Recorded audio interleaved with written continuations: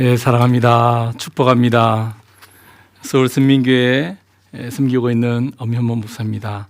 오늘 함께 하나님의 말씀을 통해서 우리 각 심령 가운데 주시는 그 은혜가 우리 개인과 심령과 가정 가운데 또 우리 특별히 우리 다음 세대 가운데 넘쳐날 수 있기를 간절히 소망합니다. 제가 말씀 한 절 읽겠습니다. 디모데전서 6장 11절에서 12절 말씀입니다. 디모데전서 6장 11절에서 12절 우리 말씀을 보시면서 함께 따라 읽었으면 좋겠습니다. 제가 읽겠습니다. 오직 너 하나님의 사람아 이것들을 피하고 의와 경건과 믿음과 사랑과 인내와 온유를 따르며 믿음의 선한 싸움을 싸우라. 영생을 취하라. 이를 위하여 내가 부르심을 받았고 많은 증인 앞에서 선한 증언을 하였도다. 아멘. 오늘 설교 제목이 너 하나님의 사람아 이렇게 제목을 정해 보았습니다. 사도 바울이 믿음의 참 아들 된 디모데에게 너가 하나님의 사람이다 라고 그렇게 부르고 있지요. 여러분 이 방송을 들으면서 함께 말씀을 듣는 우리 모든 다음 세대와 또 우리 번개탄 TV 모든 가족들이 하나님의 사람임을 꼭 기억할 수 있기를 원합니다. 인생을 살아가다 보면 참 많은 사람들이 자기가 누구인지를 깨닫지 못하고 살아갈 때가 참 많습니다. 특별히 우리의 다음 세대가 참 자신의 존재, 정체성을 깨닫지 못하고 자신이 거룩하고 귀한 존재인지 알지 못하고 그렇게 살아가는 것을 참 많이 봅니다. 특별히 오늘날 이 시대에 우리 청소년들이 자기가 어떤 존재인지를 알지 못해서 정말 하나님의 말씀대로 하나님의 은혜대로 살지 못하고 세상 가운데 빠져서 허덕이며 절망 가운데 낭망하는 우리의 청소년들을 참 많이 보게 됩니다. 오늘 그런 마음으로 이 말씀을 함께 살펴보기를 원합니다. 많은 사람들이 자신의 정체성을 깨닫지 못해서 하나님과 점점 멀어져 가는 모습들을 보지요. 오늘 이 말씀을 듣고 있는 또 함께 참여하고 있는 우리 번개탄 TV의 모든 우리 가족들은 이미 예수를 믿고 함께 이 시간 예배를 참여하고 있기에 너 하나님의 사람아 라고 부르는 그 하나님의 음성 앞에 자신을 이렇게 편하게 받아들일 수 있습니다. 그렇지만 사실 우리가 이 자리에 있기 전에 우리는 과연 어떤 존재였느냐 그 존재를 한 번 더 깨달아 볼 필요가 있죠. 저 역시 목사가 되기 전 예수 그리스도 인격적으로 만나기 전에는 나 자신이 과연 누구인가라는 이 질문 앞에 스스럼 없이 또 편안하게 대답하지 못했을 때가 참 많았습니다. 우리 이 시간 방송을 듣고 있는 많은 분들도 나는 과연 어떤 존재인가, 예수님을 믿기 전에 나는 어떤 존재였는가 깨닫지 못함으로 하나님께서 불러주시는 그 은혜와 그 사랑을 알지 못했던 그런 신자들이 참 많았을 겁니다.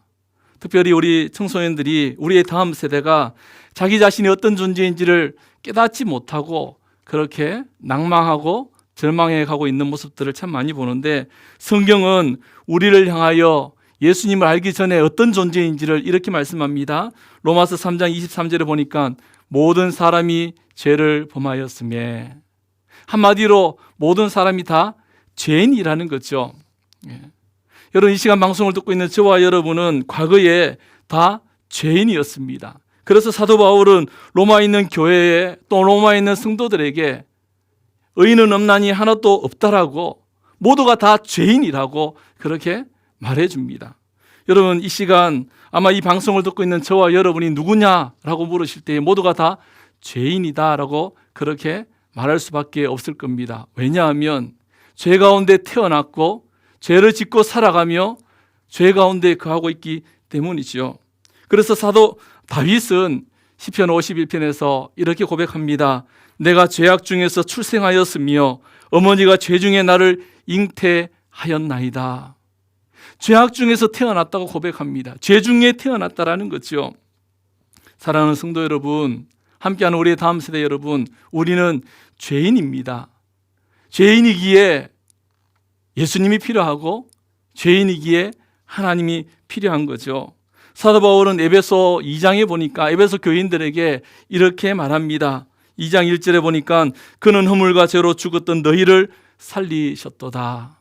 우리가 죄인이었고 허물과 죄로 죽었던 우리였다라는 거죠. 뿐만 아니라 에베소서 2장 2절과 3절에 보니까 그때의 너희는 그 가운데서 행하여 이 세상 풍조를 따르고 공중의 권세 잡은 자를 따랐으니 곧 지금 불순종의 아들들 가운데서 역사하는 영이라. 전에는 우리도 다 그 가운데서 우리의 육체의 욕심을 따라 지내며 육체와 마음에 원하는 것을 하여 다른 이들과 같이 본질상 진노의 자녀였다라고 말합니다. 이 방송을 듣고 있는 저와 여러분이 예수님을 만나기 전에 어떠했습니까? 본질상 진노의 자녀였다라는 거죠. 우리의 다음 세대, 우리 청년들이요, 청소년들이요, 우리는 본질상 진노의 자녀였습니다. 원수 사탄 마귀의 자녀로 살아갈 수밖에 없던 그런 죄인이었다라는 거죠. 그래서 사도 바울은 에베소 교회의 성도들에게 그러므로 생각하라고, 너희는 그때의 육체로는 이방인이었다라고, 심지어 손으로 육체에 행한 할례를 받는 무리라 칭하는 자들로부터 할례를 받지 않는 무리라 칭함받는 자들이라고, 그때에 너희는 그리스도 밖에 있었다라고 그렇게 권면하면서 그리스도께로 돌아올 것을 말씀해 주었던 겁니다. 사랑하는 여러분, 우리는 본질상 진노의 자녀였습니다. 하지만 죄의 가운데 있던 우리를 구원하시기 위해 예수님께서 십자가에서 죽으시고 피 흘려 주셨습니다. 그래서 우리로 하여금 죄인이었던 우리가 하나님의 자녀가 되었다라는 거죠. 베드로전서 2장 9절과 10절에 그래서 우리에게 이렇게 말씀합니다. 그러나 너희는 택하신 족속이요 왕같은 제사장들이요 거룩한 나라요 그의 소유가 된 백성이니 이는 너희를 어두운 데서 불러내어 그의 기이한 빛에 들어가게 하신 이의 아름다운 덕을 선포하게 하려 하심이라. 그렇습니다. 전에는 우리가 하나님의 백성이 아니었습니다. 전에는 긍휼을 얻지 못했습니다. 하지만 이제는 예수 그리스도로 말미암아 긍휼을 얻었고 하나님의 자녀가 되었다라는 겁니다. 방송을 듣고 있는 우리의 다음 세대, 우리 청소년들, 우리 청년들, 번개탄 TV의 모든 우리 공동체 가족 여러분, 우리 모두는 다 하나님의 자녀가 되었습니다. 예수 그리스도로 말미암아 자녀가 되었습니다. 그러기에 이 정체성을 잊지 말아야 하는 것입니다. 사도 바울은 복음 전도의 여행을 합니다. 1차, 2차, 3차 복음 전도의 여행을 하다가 3차 전도 여행 때에 에베소에 이르게 됩니다. 이 에베소에 이르러서 복음을 전하다가 사도 바울은 사랑하는 믿음의 참 아들 된 이 디모데에게 후에 에베소 교회를 물려주고 계속해서 복음 전도의 사역을 감당합니다. 여러분, 그때에 사도 바울은 자신의 인생 가운데 참 마음을 담아두었던 이 에베소 교회의 성도들을 생각하면서 이 디모데에게 하나님의 사람으로 너가 잘 목양해 나가기를 원했던 그 바람과 그런 마음으로 그렇게 권면했습니다. 어떻게 목양해야 하는지, 디모데 전서는 치열한 거짓 가르침에 왕성했던 그때에 너가 목회자로서 하나님의 자녀로서 이 교회와 이 성도들을 어떻게 목양해 가야 되는지를 잘 권면하기 위해서 당부하는 마음으로 이 디모데 전서를 기록해서 보내지요. 교회가 하나님의 영광의 복음을 잘 간직하고 전파하도록 하기 위해서 사도 바울은 이 디모데 전서 서신을 보내면서 디모데로 하여금 격려하고 위로하기를 원했습니다. 오직 주님의 몸된 교회가 진리의 복음을 잃어버리지 말고 잘 간직함으로 교회 구성원인 목회자와 성도가 아름답게 믿음의 공동체로 세워나가기를 그렇게 소망했던 겁니다.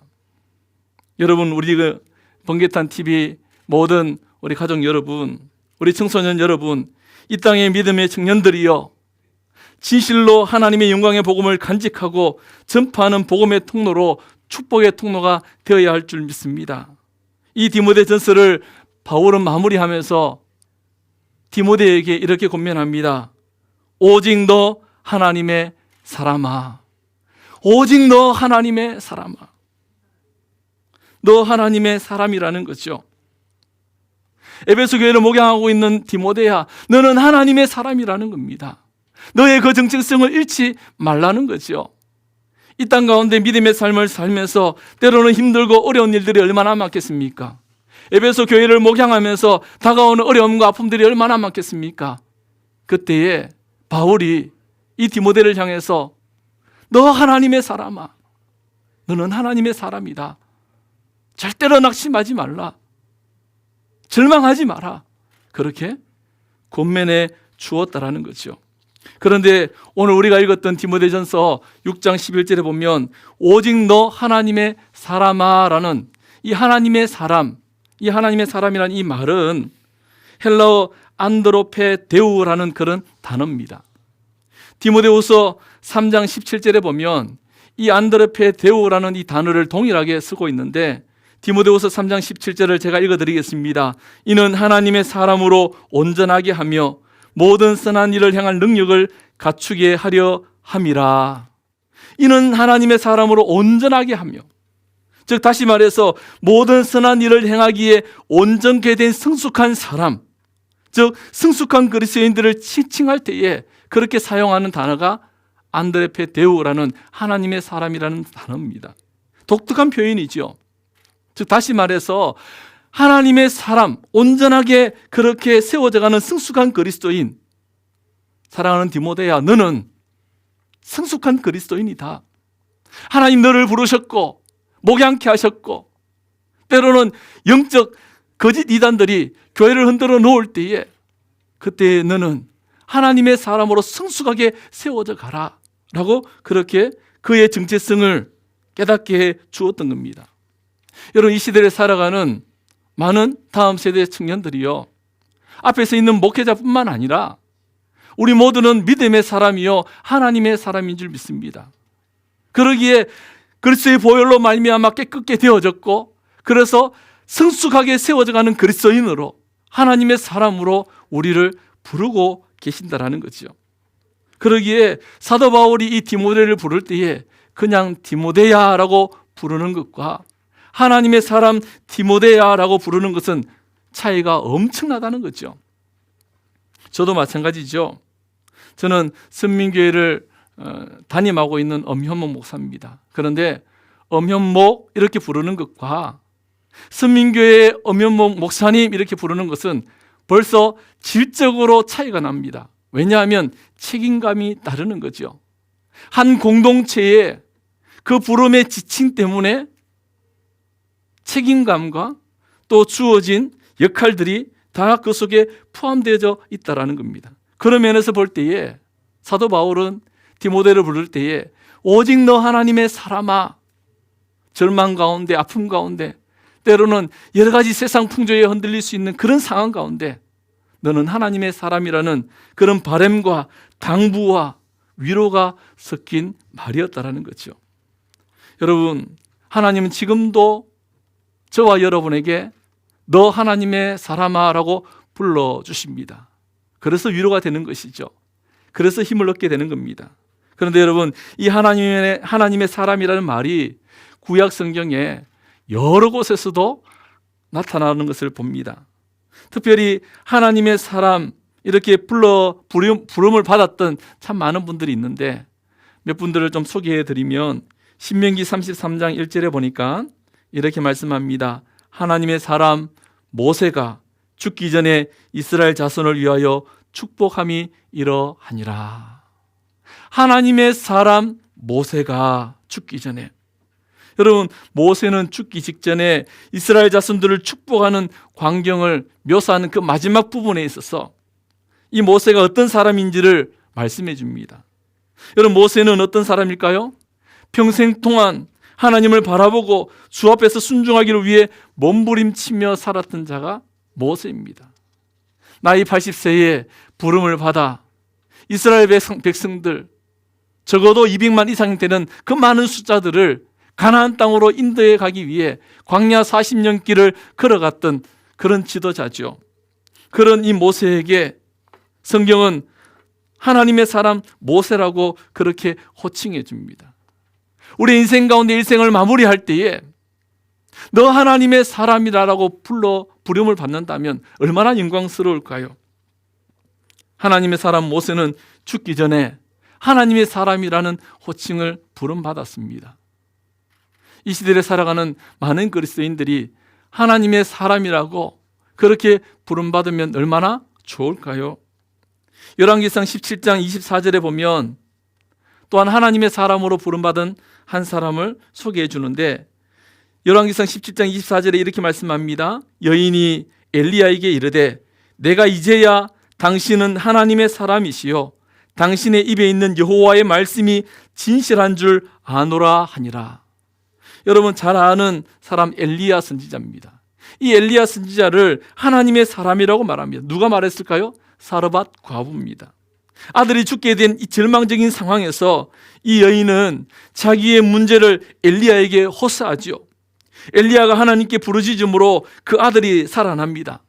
이러한 상황 속에서 사르밧 과부는 엘리야를 향하여 당신은 하나님의 사람입니다 라고 그렇게 불렀다는 거죠. 사르밧 과부가 엘리야에게 당신은 진짜 하나님의 사람입니다 라고 말한 것입니다. 저와 여러분이 이러한 호칭을 받고 있는지 한번 돌아보았으면 좋겠습니다. 당신을 보니 참 하나님이 살아계십니다. 우리의 다음 세대가 참 힘든 이 시대를 살아갈 때에 우리 기독 청년들이, 학생들이 자신의 처해 있는 캠퍼스와 학교에서 당신은 하나님의 사람입니다 라는 호칭을 부름받는다면 그것은 참 변화가 일어나고 다시금 소망이 있는 그런 학교가, 캠퍼스가 될 것입니다. 여러분, 그러기에 저와 여러분의 호칭에 하나님의 사람이라는 그 부름의 호칭이 나타날 수 있기를 소망합니다. 느헤미야 12장 24절에 보니까 이 하나님의 사람으로 부름받았던 또 한 사람을 소개하는데, 느헤미야 12장 24절에 레위 족속의 지도자들은 하사바와 세레바와 감미엘의 아들 예수아라. 그들은 그들의 형제의 맞은편에 있어 하나님의 사람 다윗의 명령대로 순서를 따라 주를 찬양하며 감사했다라고 말씀합니다. 여러분, 다윗 역시 하나님의 사람으로 부름받았습니다. 예루살렘 성전을 건축하는 과정에서 다윗이 주었던 메시지를 여러분 그들이 기억했던 거죠. 그래서 이 다윗이 하나님의 사람이었구나 그렇게 떠올렸던 거지요. 하나님의 사람 다윗의 명령대로 이미 다윗은 죽었지만 다윗은 하나님의 사람으로 그 영향력이 계속해서 이어지고 있었다라는 겁니다. 이 말은 다윗의 그 신앙이 후대에 귀감이 되었다라는 겁니다. 오늘 말씀을 듣는 저와 여러분이 하나님의 사람으로 우리 주변에 있는 사람들뿐만 아니라 우리가 앞으로 이 땅을 떠났을 때에 그분은 하나님의 사람이었나라고 그렇게 부름받는다면 얼마나 영광스러울까요? 사랑하는 우리 번개다 TV의 모든 가족 여러분, 우리가 하나님의 사람으로 부름받을 수 있기를 원합니다. 그런데 여러분, 성경에 보면 참 많은 분들이 하나님의 사람으로 이 외에도 많이 부름을 받았습니다.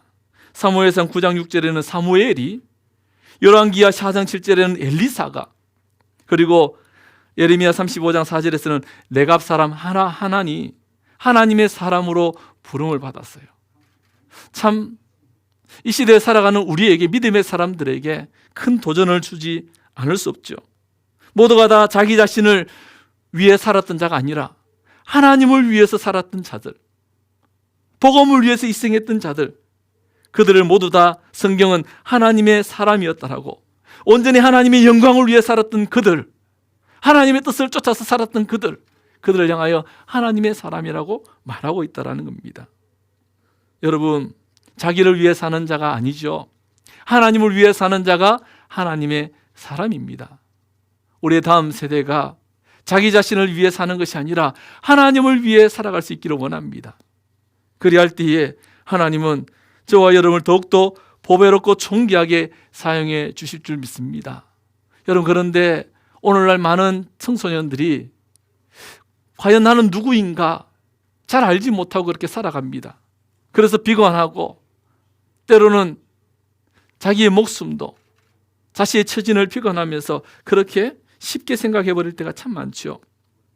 사랑하는 여러분, 저와 여러분은 하나님의 보배롭고 존귀한 자들입니다. 이사야서 43장 1절에서 4절에 이렇게 말씀하지요.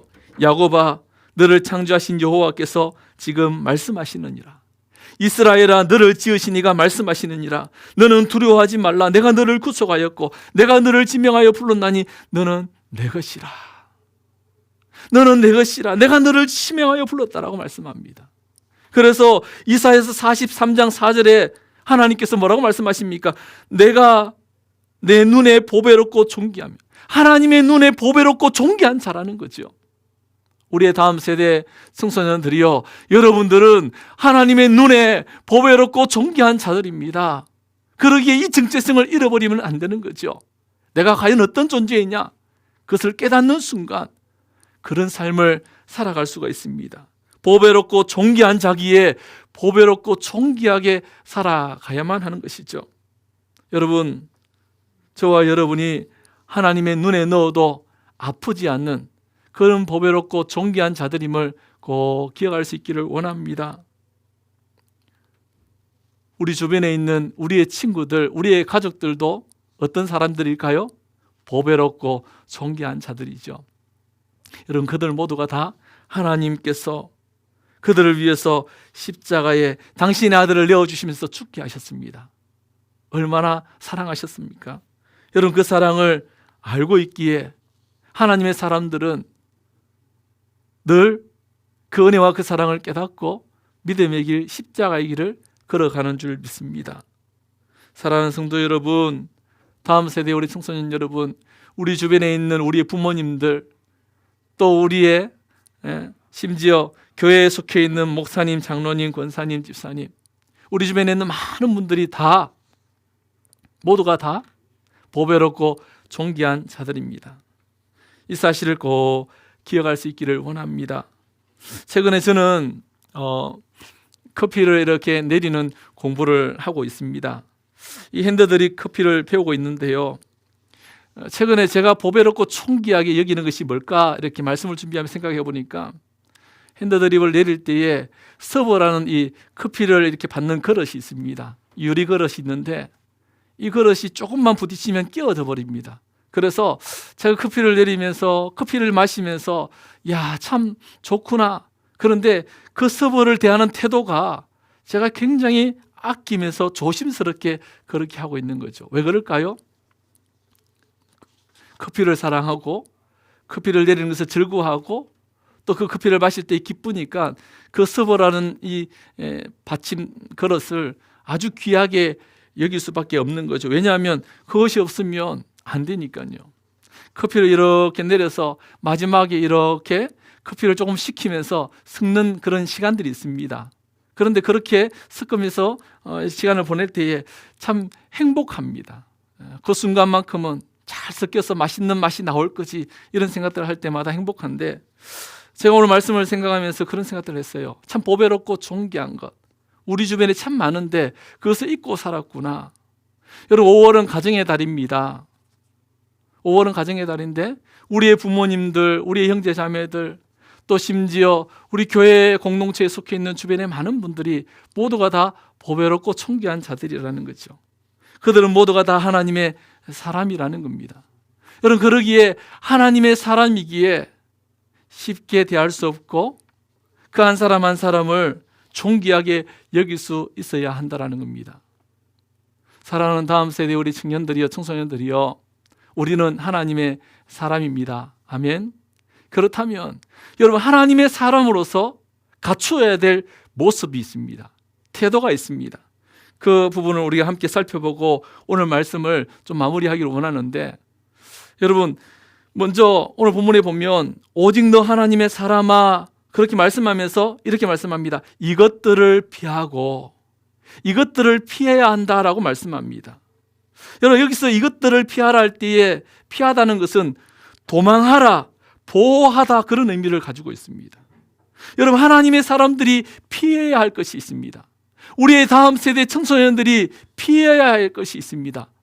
우리의 다음 세대가 도망쳐야 할 곳이 있습니다. 그것이 어디일까요? 바로 세상으로부터, 세상적인 욕심으로부터. 여러분, 오늘 본문 11절 이전에 보면 10절에 이렇게 말씀합니다. 돈을 사랑함이 일만하게 뿌리가 된다. 여러분, 돈이라는 것을 싫어하는 사람이 누가 있을까요? 저도 돈을 좋아합니다. 그런데 여러분, 이 돈을 사랑하고 돈을 탐욕하고 돈을 더 많이 가지기 위해서 수단과 방법을 가리지 않기 때문에 문제가 생기는 거 아니겠어요? 하나님은 이 돈이라는 것 아주 중요한 것, 가치 있게 만들으셨습니다. 하지만 이 탐욕으로 갖가지 죄악을 범하기 때문에 이것을 피하라고 말씀해 주고 있는 겁니다. 특별히 디모데전서 6장 앞부분을 보면 이것들을 피하라 할 때에 이 돈을 사랑하는 것뿐만 아니라 3절에서 11절의 내용들을 다 포함하는데, 그것은 뭐냐? 다른 복음, 거짓 가르침을 피해야 한다라고 말씀합니다. 디모데전서 6장 4절에 보면 그것이 교만과 변론과 언쟁을 좋아하는 것이다 라고 말합니다. 이 시대를 살아가는 우리 다음 세대 청년들이 무엇을 피해야 하겠습니까? 교만한 것들, 내가 최고라고 생각하는 것들, 다른 사람들을 무시하는 것들, 그리고 언쟁을 통해서 다툼이 일어나는 그 모든 것들을 피해야 한다라고 말씀합니다. 심지어 에베소 5장 3절에 보면 음행과 온갖 더러움과 탐욕은 너희 중에서 그 이름조차도 부르지 말라라고, 이는 성도의 마땅한 바라고 그렇게 말씀합니다. 다음 세대 우리 청년들이요, 우리 청소년들이요, 음행과 온갖 더러운 것과 탐욕으로부터 피해야 합니다. 우리를 보호해야 합니다. 그래야 할 때에 우리가 하나님의 사람으로 아름답게 세워져 가게 되는 줄 믿습니다. 그런가 하면 여러분, 하나님의 사람은 오늘 본문 11절에 보니까 의와 경건과 믿음과 사랑과 인내와 온유를 따르며 라고 말씀합니다. 따라야 할 것이 있다라고 말씀하죠. 오직 너 하나님의 사람아, 이것들을 피해야 한다. 도망쳐야 한다. 세상으로부터, 물질로부터. 그리고 난 뒤에 의와 경건과 믿음과 사랑과 인내와 온유를 따르라고 말씀합니다. 여러분, 여기서 따르다는 것은 실천에 옮겨야 한다라는 겁니다. 실천에 옮길 때에 하나님의 사람으로서의 모습이 나타나는 거죠. 하나님의 사람이라고 말하면서 의를 따르지 않습니다. 여기서 의라는 것은 공의를 말합니다. 하나님의 의로우신과 같이 진리에 부합하는 올바른 삶을 살아가는 것. 예를 들면 이런 거죠. 누군가가 넘어져 있다면 그 사람을 이렇게 세워주고 손을 잡아주는 것은 옳은 일 아닐까요? 그것을 뭐예요? 실천에 옮겨야 한다는 거죠. 경건도 마찬가지입니다. 하나님을 대한 경외심을 경건이라고 말합니다. 여러분, 하나님을 경외하는 그런 모습에 걸맞는 삶을 살아가는 것이 경건이죠. 믿음, 사랑, 인내, 온유, 여러분 모두 다 한결같이 다 좋은 것들입니다. 부정적이지 않습니다. 다 긍정적인 거죠. 무엇을 따라야 합니까? 바로 의와 경건과 믿음과 사랑과 인내와 온유를 그렇게 따라야 하며 실천에 옮겨야 한다는 거죠. 야고보는 말과 혀로만 사랑하지 말고 행함과 진실함으로 해야 한다고 말합니다. 즉 다시 말해, 하나님의 사람이라면 우리의 삶의 모습 가운데 실천으로 옮겨져야 한다는 거죠. 걸어간 신앙의 덕목입니다. 사랑하는 우리의 다음 세대 청소년들이요, 예수 그리스도를 알고 하나님의 사람으로 부름받았기에 우리는 이 경건의 삶, 걸어간 신앙의 덕목을 지켜나가야 할 줄 믿습니다. 그런가 하면 여러분, 하나님의 사람은 여러분 오늘 본문 12절에 보니까 믿음의 선한 싸움을 싸워야 한다라고 말씀합니다. 믿음의 선한 싸움을 싸워라. 믿음의 선한 싸움을 싸워라. 여러분, 사도 바울은 디모데후서 4장에 보니까 6절에서 7절에 이렇게 말씀합니다. 전제와 같이 내가 벌써 부어지고 나의 떠날 시각이 가까웠도다. 나는 선한 싸움을 싸우고 나의 달려갈 길을 마치고 믿음을 지켰으니 라고 말씀합니다. 제가 오늘 제 고향이 경상도인데 이 쌀이라는 발음이 잘 안 돼요. 그래서 말씀을 읽을 때 좀 더 강조하면서 읽었는데 선한 싸움을 싸우고 이렇게 보통 읽었는데 오늘은 신경 바짝 썼습니다. 선한 싸움을 싸우고, 여러분 싸워야 합니다. 친구들과 싸우고 부모님들과 싸우고 교인들끼리 싸우는 것이 아니라 여러분 선한 싸움을 싸워 나가야 합니다. 여기서 사도 바울은 이 선한 싸움을 싸우라는 것은 영적인 전쟁에 치열한 영적 전쟁 가운데 믿음의 사람으로 싸워가야 한다는 것을 말씀하죠. 사탄이 기뻐하는 것들, 그것들로부터 싸워 이겨내야 한다는 겁니다. 여러분, 사탄이 기뻐하는 것이 뭘까요? 우리로 하여금 부하게 하려는 거 아니겠어요? 돈을 막 많이 모아서 수단과 방법을 가리지 않고 많이 모으려고, 사람들을 아프게 하고 상처를 주는 것들, 그런 것들로부터 우리를 영적 전투에 싸워야 합니다. 디모데전서 6장 18절에 보니까 선을 행하고 선한 사업을 많이 하고 나누어 주기를 좋아하며 너그러운 자가 되게 하라. 여러분, 이 말은 뭐예요? 여러분, 선한 일을 많이 행하기 위해서 치열하게 우리가 그렇게 싸워가야 한다는 거죠. 믿음의 선한 싸움은 다른 것이 아닙니다. 십자가의 길을 걸어가는 거죠. 믿음의 길을 걸어가는 겁니다. 좁은 길을 걸어가는 거예요. 때로는 힘들고 어렵습니다. 그때마다 우리는 영적 전투를 그렇게 싸워가야 하는 거죠. 사도 바울은 이런 고백합니다. 영의 생각과 육의 생각이 날마다 충돌하고 있다. 치열한 영적 전투를 싸웠노라고, 그렇게 싸웠노라고 그가 고백했던 거죠. 사랑하는 성도 여러분, 다음 세대요, 우리의 친구들과 우리의 부모님들과 또 우리 성도들끼리 싸우지 말고 원수 사탄 마귀와 싸워서 승리할 수 있기를 주의 이름으로 축원합니다. 여러분, 네 번째로 하나님의 사람은 여러분 12절에 보니까 이렇게 말씀합니다. 영생을 취하라. 취하라, 그렇게 말씀합니다. 취하라. 여기서 취하라는 것은 술 취하라는 말이 아니죠. 우리 다음 세대 청소년들 취하다 그러니까 벌써 좋은데 라고 그렇게 생각하는 우리 다음 세대 청년들이 있는 것 같습니다. 여러분, 거기서 이 본문에서 영생을 취하라, 굳게 붙잡아라는 의미예요.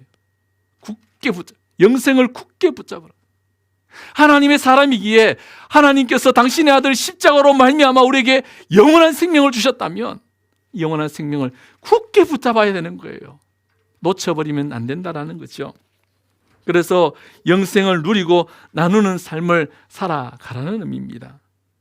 본문 디모데전서 6장 19절 우리가 읽지는 않았지만 이렇게 말씀합니다. 이것이 장래의 자기를 위하여 좋은 터를 쌓아 참된 생명을 취하는 것이라. 여러분, 18절에 이것에 대한 설명이 나오는데 이것이 뭐냐? 18절에 선을 행하고 선한 사업을 많이 하고 나누어 주기를 좋아하며 너그러운 자가 되게 하는 것. 진실로 천국을 소유한 사람, 영생을 소유한 사람의 모습을 표현하는 말씀입니다. 하나님의 사람은 땅의 것에 마음을 두지 않습니다. 하늘의 것에 마음을 두는 자죠. 그래서 이 땅의 상급을 쌓는 자가 아니라 하늘의 상급을 쌓는 그런 하나님의 사람들로 살아가야만 합니다. 그러기에 영생을 날마다 취하고 부여잡고 하나님께 소망이 있음을 믿고 확신하며 세상을 붙들려 하지 마시고 하나님을 붙드는 우리 모두가 될 수 있기를 소망합니다. 시편 39편 7절에 보니까 주여 이제 내가 무엇을 바라리요? 나의 소망은 주께 있나이다. 나의 소망은 주께 있다는 거예요. 여러분, 우리의 소망은 주님께 있는 줄 믿습니다. 우리 다음 세대 청소년들이요, 얼마나 힘듭니까? 어렵습니까? 누구에게도 기댈 데도 없죠. 그런데 우리에게 소망이 있습니다. 그분은 바로 우리 주 예수 그리스도입니다. 우리 하나님께 소망이 있음을 꼭 기억하시고 하나님의 사람으로 이 영생을 부여잡는 믿음의 귀한 우리 청소년들 될 수 있기를 원합니다. 마지막으로 하나님의 사람은 지켜야 한다라고 말씀합니다. 여러분, 디모데전서 6장 14절을 보면 우리 주 예수 그리스도께서 나타나실 때까지 흠도 없고 책망받을 것도 없이 이 명령을 지키라라고 말씀합니다. 이 명령. 여러분, 이 명령이 뭘까요? 하나님의 영광의 복음을 바울이 디모데에게 부탁한 거예요. 에베소 교회를 목양하도록 부탁한 거예요. 믿음의 사람들에게 이 시대에 어렵고 절망적이고 아픈 가운데 우리에게 이 영광의 복음을, 하나님의 십자가의 복음을 우리에게 맡겨주신 거죠. 이 명령을 지켜야 한다는 겁니다.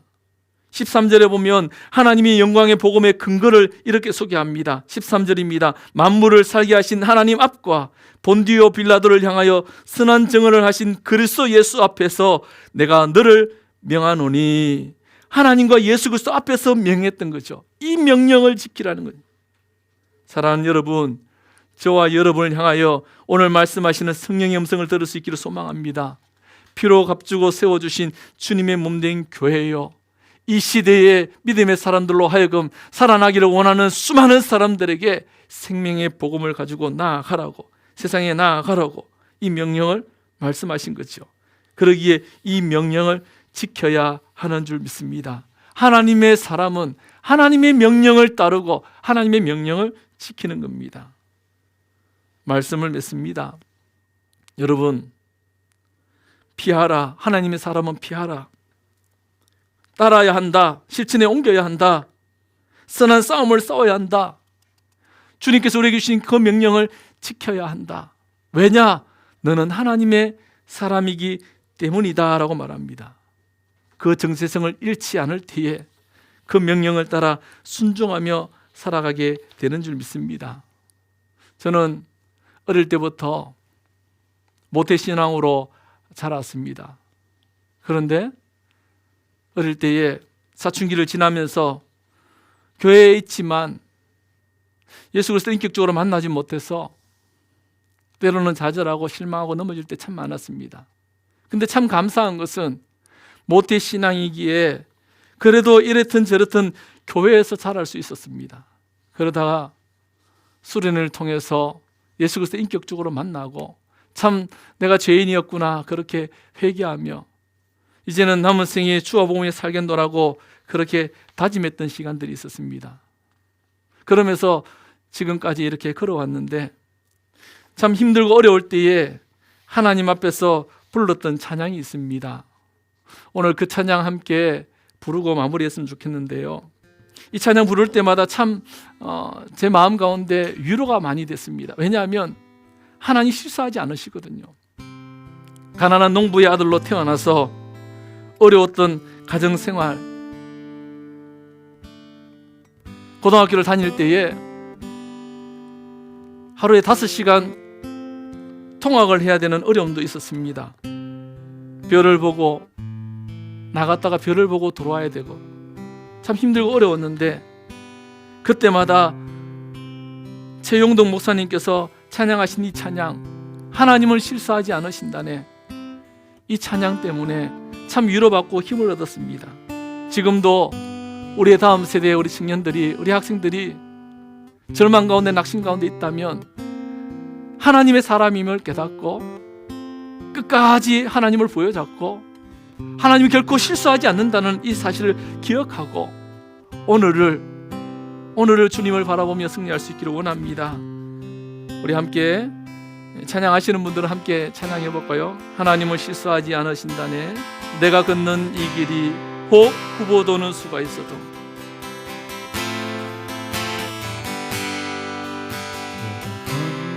이 길이 혹 후보도는 수가 있어도 내 심장이 울렁이고 가슴 아파도 내 마음 속으로 여전히 기뻐하는 까닭은 하나님을 실수하지 않으심일세. 내가 세운 계획이 꼭 빗나갈지 모르며 나의 희망 덧없이 쓰러질 수 있지만 나 여전히 인도하시는 주님을 신뢰하는 까닭은 주께서 내가 가야 할 길을 잘 아시세. 어두운 밤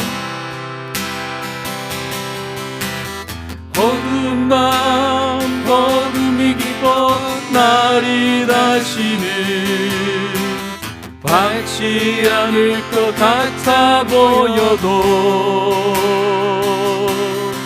내 신앙 부여잡고 주님께 모든 것 맡기리니 하느님을 내가 믿음일세. 지금은 내가 볼 수 없는 건 너무 많아서 너무 멀리 바글바글 어른거려도 분명히 여보라 나 두려워 아니하리 만사를 주님께 내어 맡기리 차츰차츰 안개는 거치고